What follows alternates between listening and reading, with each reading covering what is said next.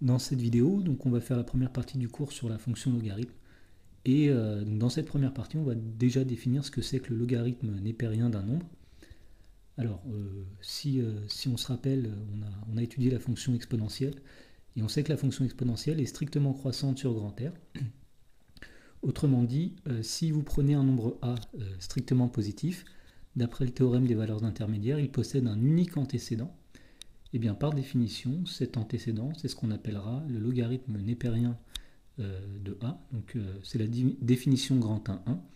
L'unique nombre x tel que exponentielle de x égale a s'appelle le logarithme népérien de a et on le note ln de petit a.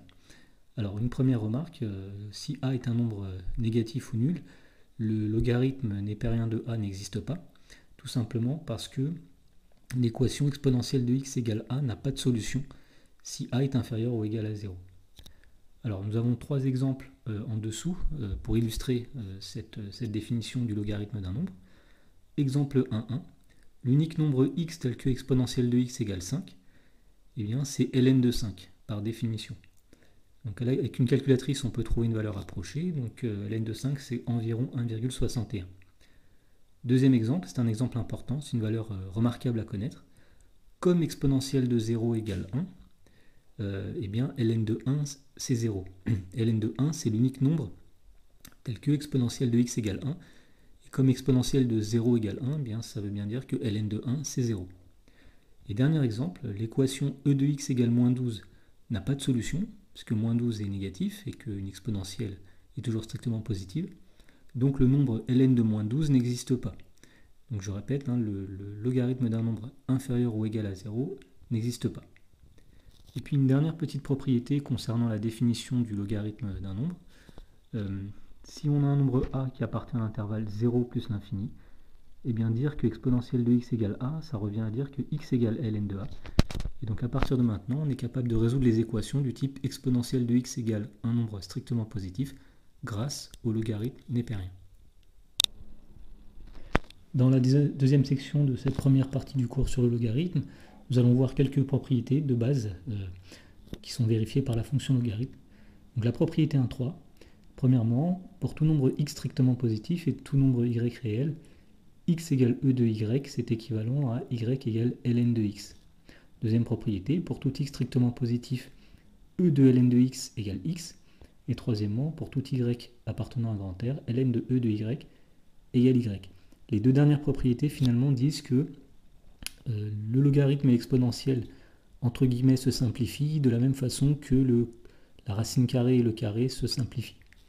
Alors voyons voir comment démontrer ces propriétés. Donc premièrement, on va dire que soit x positif et y appartenant à grand R.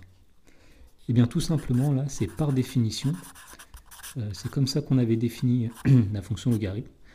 Et bien dire que x égale e de y, c'est équivalent.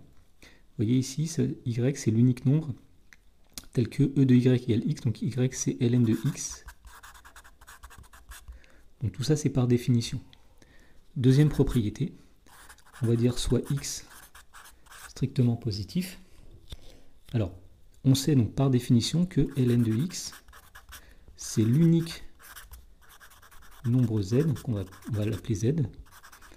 Donc c'est l'unique nombre z tel que e de z égale x. C'est là encore une fois la définition du nombre ln de x. Et bien en remplaçant tout simplement z par ln de x, et bien on obtient e de ln de x égale x.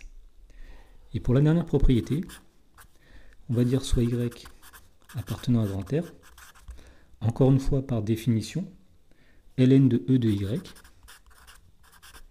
c'est l'unique nombre qu'on va encore appeler z, donc c'est l'unique nombre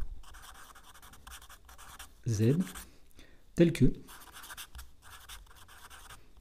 eh bien, exponentielle de z est égale, donc ce qu'il y a dans le logarithme, e de y.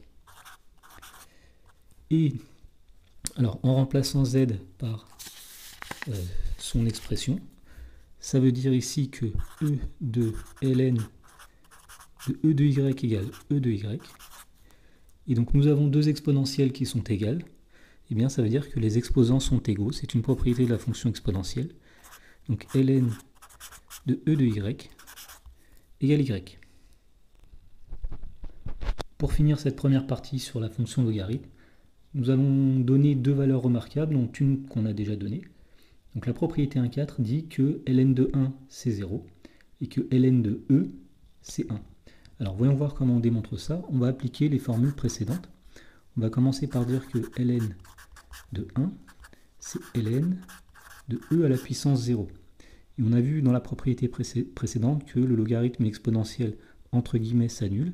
Donc ici il va rester 0. Donc de la même façon, dans la deuxième partie, nous allons montrer que ln de e c'est 1, en remarquant que e c'est e puissance 1. Donc ici nous avons ln et e qui se simplifient. Il reste donc 1.